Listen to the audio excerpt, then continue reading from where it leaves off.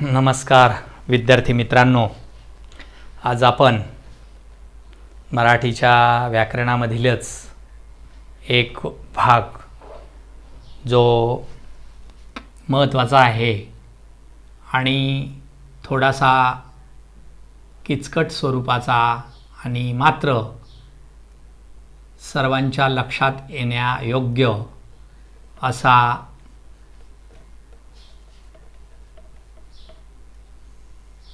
शब्दसिद्धी हा भाग आहे. तो आपल्याला अभ्यासायचा आहे. तो साधारण शब्दसिद्धी कृतीपत्रिकेमध्ये 2 गुणांना येतो. 2 गुण खूप महत्त्वाचे आहेत आणि जर आपण हा तास पूर्ण मन लावून अभ्यासला तर हे 2 गुण तुमचे पक्के निश्चितच झाले असं मानावं लागेल. आता प्रथम आपण शब्दसिद्धी म्हणजे काय हे अभ्यासणार आहोत. काय आहे शब्दसिद्धी हा प्रकार? तर त्यामध्ये भाषेमधला शब्द तयार होतो त्याला शब्दसिद्धी म्हणतात. भाषेमधला शब्द कसा तयार होतो आणि भाषेमधला तो शब्द तयार झाला म्हणजे त्याला शब्दसिद्धी म्हणतात. म्हणून पहिली व्याख्या आहे त्याची.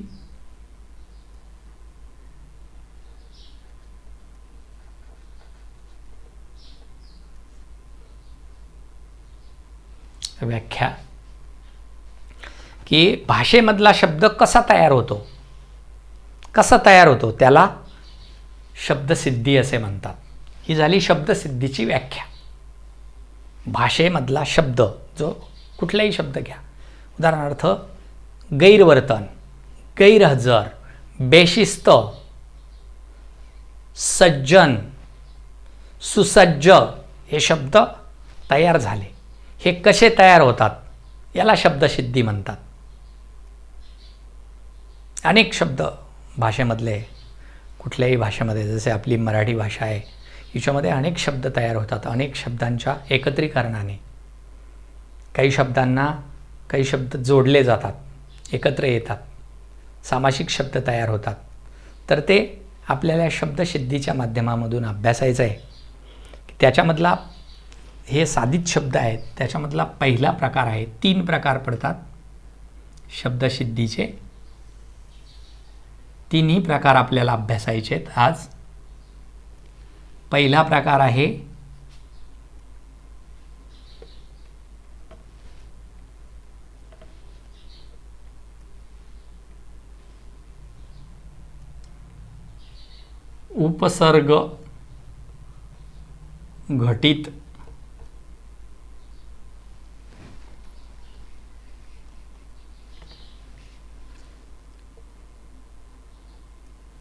उपसर्ग घटित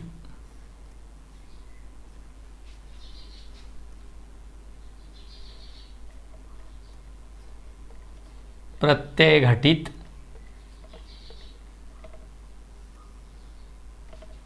आणि तिसरा आहे अभ्यस्त. असे 3 प्रकार आहेत.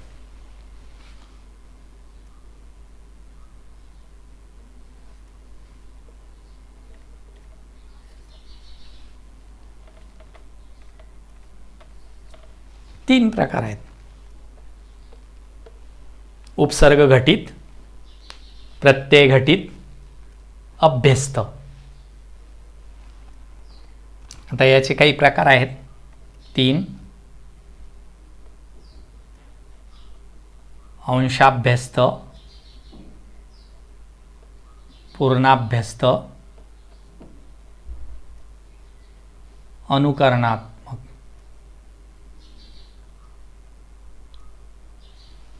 असे 3 आहेत. यांचा अभ्यास करणे नाही, आपल्याला प्रमुख अभ्यासाचा अभ्यास करायचा आहे. हे फक्त तुम्हाला जाणीव माहिती असावी म्हणून. पहिला आहे उपसर्ग घटित, दुसरा आहे प्रत्यय घटित आणि तिसरा आहे अभ्यस्त. हे 3 प्रमुख लक्षात घ्यायचे. आता या 3 कधी होतात, केव्हा होतात याचा प्रत्येकाचा आपण आज अभ्यास करणार आहोत. आणि मग तुमच्या लक्षात येईल की कृतीपत्रिकेमध्ये कुठल्या प्रकारची कृती विचारली जाते. त्याचे आपण उदाहरणं पाहणार आहोत. तर सर्वप्रथम आपण उपसर्ग घटित एवढं लिहून घ्या. घेतलं लिहून?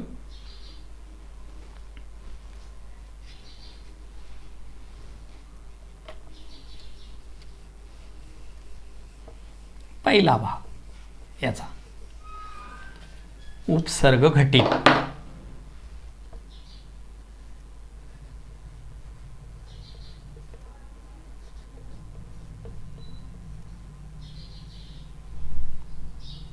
उपसर्ग घटित याची व्याख्या लिहून घ्या.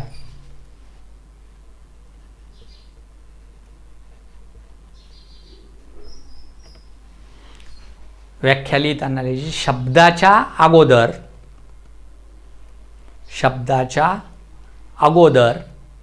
किंवा शब्दाच्या पूर्वी किंवा शब्दाच्या अगोदर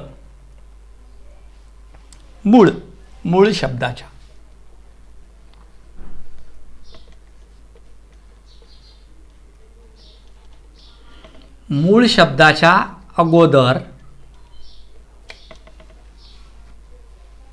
किंवा पूर्वी एक किंवा अनेक शब्द जोडून जे शब्द तयार होतात त्यांना उपसर्ग घटित शब्द म्हणतात. उदाहरणार्थ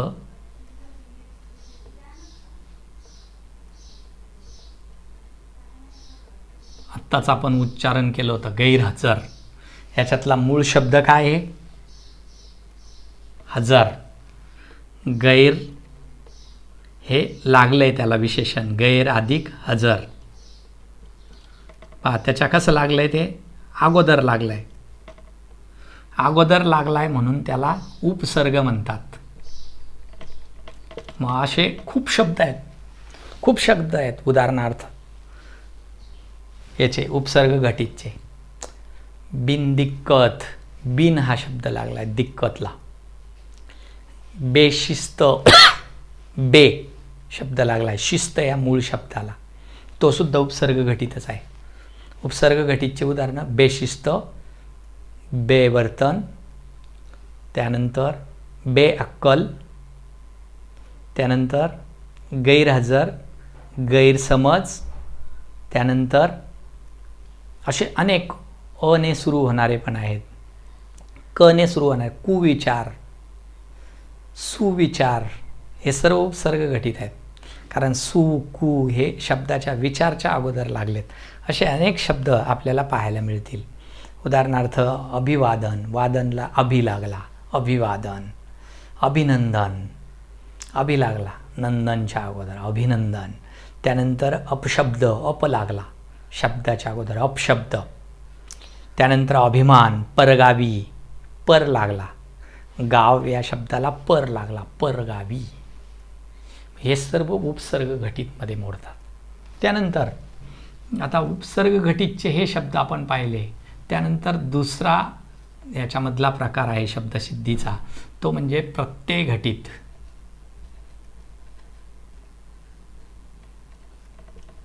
प्रत्यय घटित. प्रत्यय घटितची व्याख्या लिहून घ्या. मूळ शब्दाच्या नंतर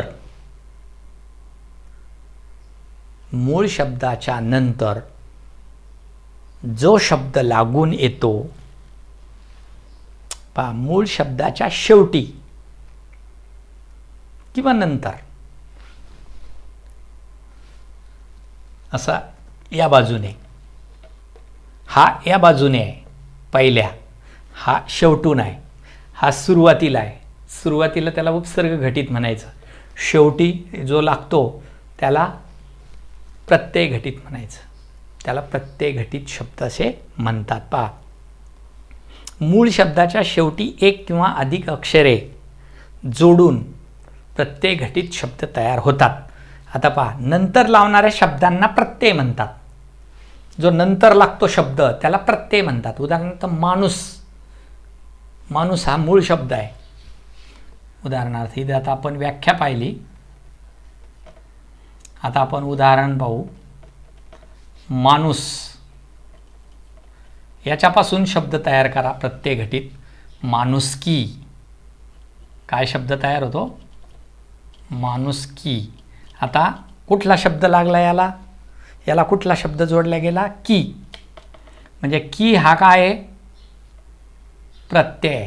काय आहे? प्रत्यय. की हा प्रत्यय आहे,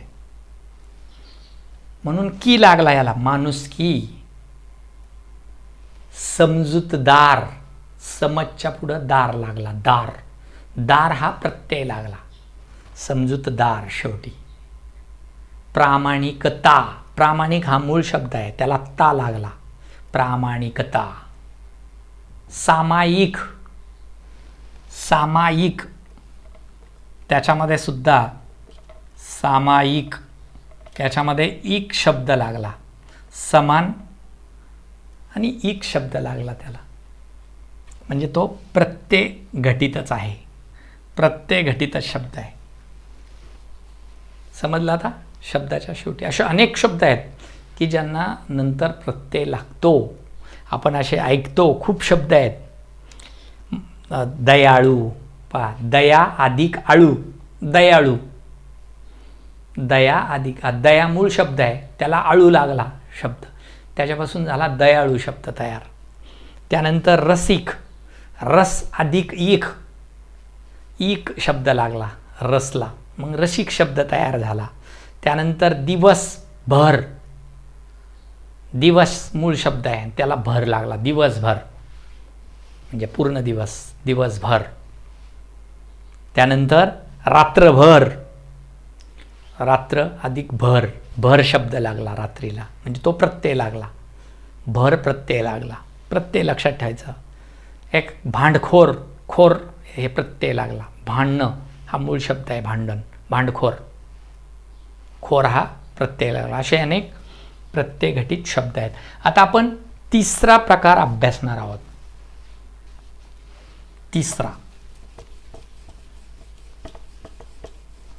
तिसरा प्रकार आहे तो म्हणजे अभ्यस्त.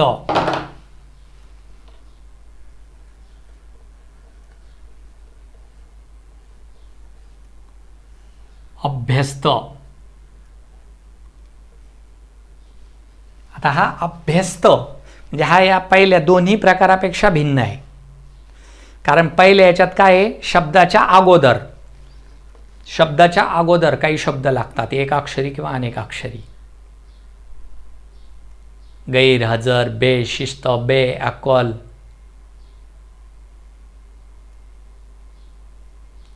हे झाले उपसर्ग घटित.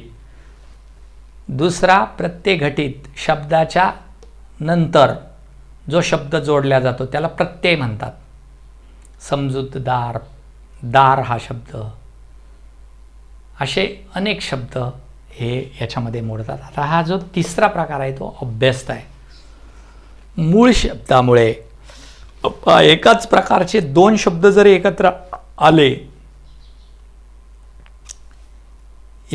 आले तर सार्थ व निरर्थक काही शब्द तयार होतात. काहीला अर्थ राहतो, काही निरर्थक अर्थाने दिले जातात. पण ते एकत्र येणं किंवा दोन विरुद्ध शब्द एकत्र येणं याच्यामुळे एक शब्दाची पुनरावृत्ती होते. काही शब्दांना काही शब्द असे येतात की तोच शब्द डबल येतो, पुन्हा पुन्हा येतो. जसं पुन्हा पुन्हा, मीच म्हटलं पुन्हा पुन्हा हा शब्द तयार झाला. पुन्हा पुन्हा असे जे शब्द तयार होतात त्याला अभ्यस्त शब्द असे म्हणतात. आलं लक्षात? 3 प्रकाराने शब्द होतात. पहा, काही शब्द दोन शब्द एकत्र येतात. सार्थ व निरर्थक म्हणजे काही अर्थ असू शकतो असं नाही, पण येतात, आहेत ते आपल्या भाषेच्या वापरामध्ये आपण ते वापरतोय असे शब्द. किंवा एकाची पुनरावृत्ती होते, किंवा तोच शब्द दोन विरुद्ध शब्द येतात, किंवा शब्दांची पुन्हा पुनरावृत्ती होते, त्याला अभ्यस्त शब्द असे म्हणतात. उदाहरणार्थ सळसळ. उदाहरणार्थ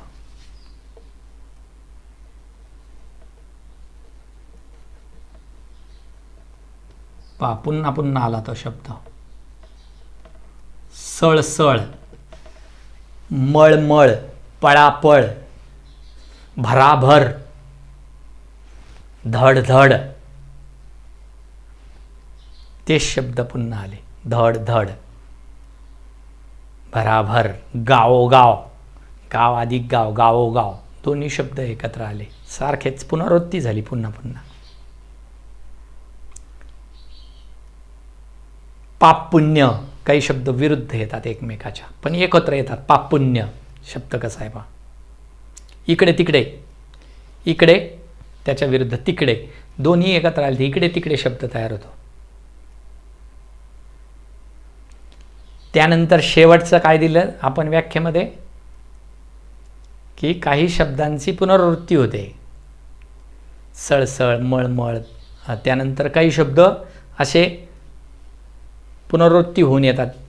उदाहरणार्थ दगड बिगड, भाकर बिकर, भाकर बिकर, दगड बिगड, हे सर्व अभ्यस्ताची उदाहरणं आहेत. अभ्यस्त शब्दाची उदाहरणं आहेत. पा ठिपठिप, रिपरिप, हुबेहूब, अशा असंख्य शब्द आहेत. कडकडाट, झगमगाट, चमचमाट, झगमगाट. त्यानंतर दंगा मस्ती, विरुद्धार्थी. दंगा मस्ती एकत्र शब्द आलाय. दंगा मस्ती.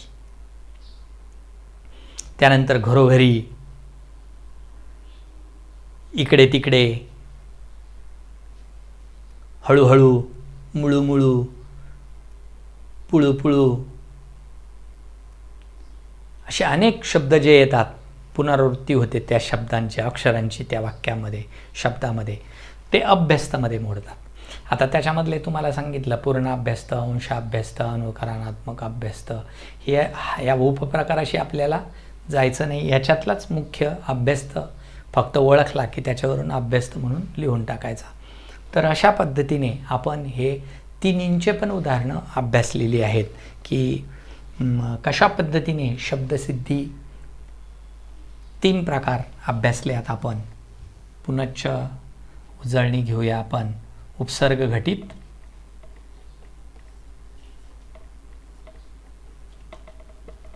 प्रत्यय घटित आणि अभ्यस्त. या 3 शब्दांचं एक लक्षात ठेवा की कशा पद्धतीने पहा. उपसर्ग घटितचा शब्दाच्या, हा शब्द आहे, या शब्दाच्या या बाजूने जो शब्द लागतो, बेपरवा, गैरसमज, गैरबाब, हे याला उपसर्ग घटित म्हणतात. या शब्दाच्या नंतर जो लागतो, इथे शब्दाच्या अगोदर, इथे शब्दाच्या नंतर, आणि इथे शब्दांची पुनरावृत्ती होते. दगड बिगड, हळू हळू, पुळू पुळू, संथपणे, दळू दळू, खळखळ, मळमळ, असे जे शब्द आहेत ते अभ्यस्तामध्ये मोडतात. तर अशा पद्धतीने शब्दसिद्धी या संकल्पनेबद्दल जर मनातल्या सर्व बाबी संपल्या असतील तुमच्या, तर याचा सराव करा या उदाहरणांचा. आणि जेव्हा कृतीपत्रिकेमध्ये विचारलं जातं तेव्हा काय करतात ते, कृतीपत्रिकेमध्ये असे 6-7 शब्द दिले जातात. उदाहरणार्थ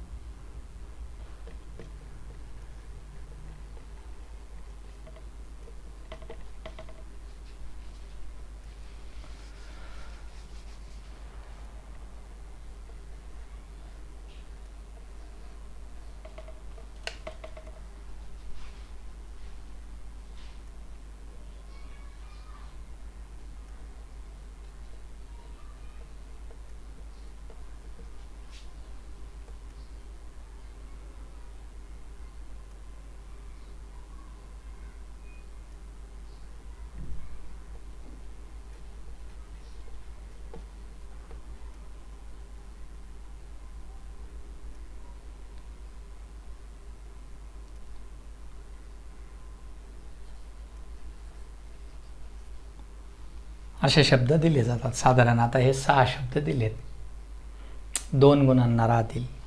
तुम्हाला काय करावं लागेल, कृतीमध्ये अशा पद्धतीने कृती करावी लागेल. कुठली, इथे लिहावं लागेल उपसर्ग घटित, प्रत्यय घटित आणि इथे अभ्यस्त. असे 3 प्रकार, 3 अशी कृती करावी लागेल. आणि याच्यामध्ये फक्त याच्यातले उचलून शब्द या 3 मध्ये टाकायचे. इतकं सोपं काम आहे. परीक्षेला कृतीमध्ये अशा पद्धतीची कृती विचारली जाईल 2 गुणांना. फक्त एवढं करायचं आहे, हे उचलायचे. आणि कोणत्याचा आहे, कोणता, आता बेपरवा. बेपरवा म्हटलं की बे लागला. इथे बे लागलाय म्हणजे काय लागलाय, सुरुवातीला लागलाय म्हणजे काय लागलाय, उपसर्ग. म्हणजे तो उपसर्ग घटितमध्ये शब्द येतो पहा, बेपरवा. हे माणुसकी, माणूस हा मूळ शब्द आहे, त्याला काय लागला, की लागला, म्हणून माणुसकी हा प्रत्यय घटित आहे. हळूहळू, मळू मळू, खुळू खुळू. पुन्हा पुन्हा शब्दाची पुनरावृत्ती झाली. अभ्यस्त. कडकडाट, पुन्हा शब्दांची पुनरावृत्ती झाली. इथे कडकडाट. त्यानंतर लायकी, लायक मूळ शब्द आहे, मग लायकी हा शब्द ई प्रत्यय आला त्याच्यामध्ये. आणि अपूर्व, अ लागलाय त्याला, पूर्व शब्दाला, म्हणून तो उपसर्ग घटित आहे. असं एवढं लिहिलं की लगेच तुम्हाला 2 गुण मिळाले जातात. इथे 4 किंवा 6 असे शब्द दिले जातात अर्ध्या अर्ध्या गुणांना. पण 1-2 मिनिटाचा असतो आणि हे पक्के मार्क्स आपल्याला निश्चितच हा व्हिडिओ पाहिल्यानंतर मिळतील. तेव्हा सर्वांना पुनश्च आता इथे संपलेला आहे शब्दसिद्धी.